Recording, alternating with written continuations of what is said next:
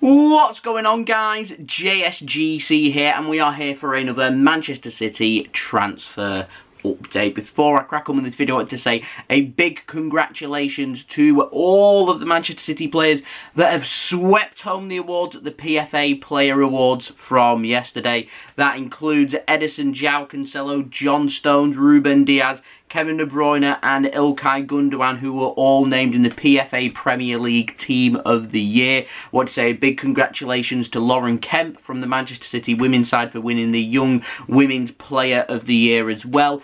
And also to two Manchester City senior men's side players, including Phil Foden taking home the Young Player of the Year. So well done to Phil Foden for that. And also to Kevin De Bruyne for winning the PFA Player of the Year as well. So congratulations to all the Manchester City players in sweeping home them awards. But it's a transfer update.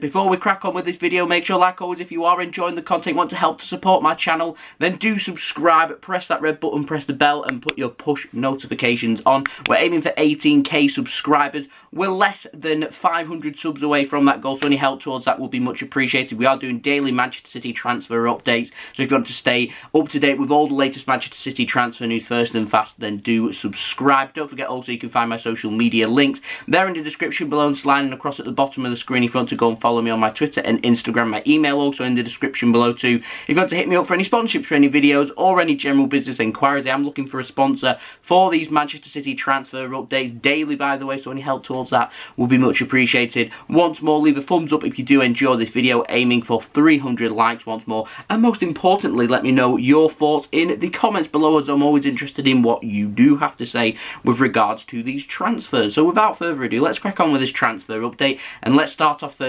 with the contract news. We've got an update on Fernandinho. Now, apparently, the delay in him signing a new contract at Manchester City is that Fernandinho apparently is wanting a 2-year contract, not 12 months, which is what Manchester City are willing to offer. Fernandinho City aren't budging on that 12 months, and it's kind of going down the same lines as what it did with Sergio Aguero. He wanted at least a couple of years, which is what he's got at Barcelona. City were only willing to give him 1 year. This is according to the Mirror, by the way, who are reporting and a positive swing, saying progress is being made in talks between Fernandinho and Manchester City. Now, the Mirror have been reporting that Manchester City, they want to keep Fernandinho once he hangs up his boots, as they want to give him a role within the CFG. There's no word on what that role will be. And so I'm wondering when he would hang up his boots, considering Fernandinho's wanting a 2-year contract. I'm going to presume that's going to come either in 2 years or maybe even further down the line from there. So we'll have to wait and see what happens with regards to Fernandinho.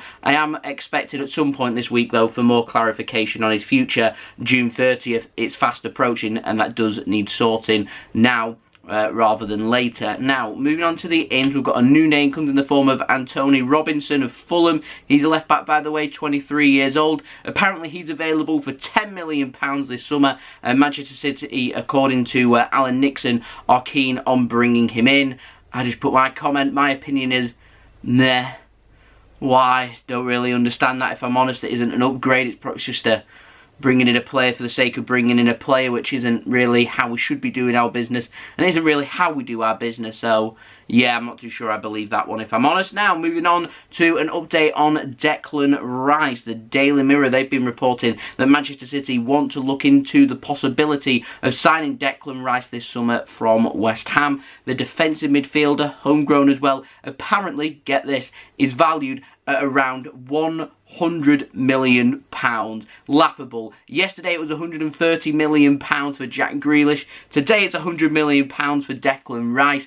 Harry Kane's probably wanting to go for more than £200 million, and this is the going rate for English players. This is the going rate for English players when Man City are interested. This is why City don't go for homegrown players, and when we do, it's the difficult transfers to get done. £100 million, just a big joke. That's West Ham's way of saying that he isn't for sale, but at the end of the day, It's just so much easier. It's so much cheaper for Manchester City to head abroad to sign their players in, which is, to me, with all the money that's been invested, our academy is so important. Using academy players, promoting academy players, and making sure that they're good enough, completely then rules out the need for City to look at homegrown players from other clubs and bringing them into Manchester City. If we're producing players that are not only from this country but have been in this country from a young age and they've been developed into fantastic football players, then it all helps. And of course, being under the age of 21 as well, it helps in the build-up of having class academy players there, and it helps to us not pay £100 million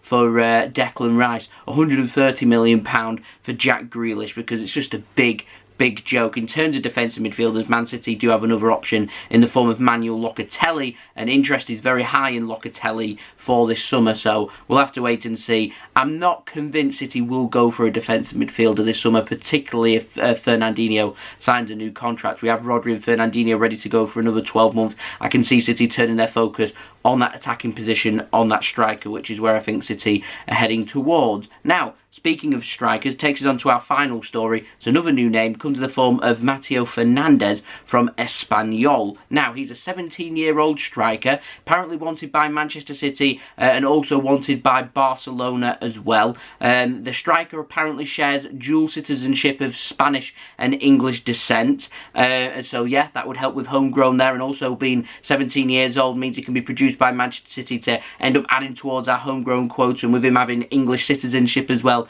means he could be classed as an English homegrown player, which is good for us. I'll be completely honest, so I don't really know too much about Fernandez, whether he'd go into City's academy or whether he'd be loaned out if he was to bring him in or not. I don't really know the formalities of this transfer, if I'm honest, and it would need further clarification upon that.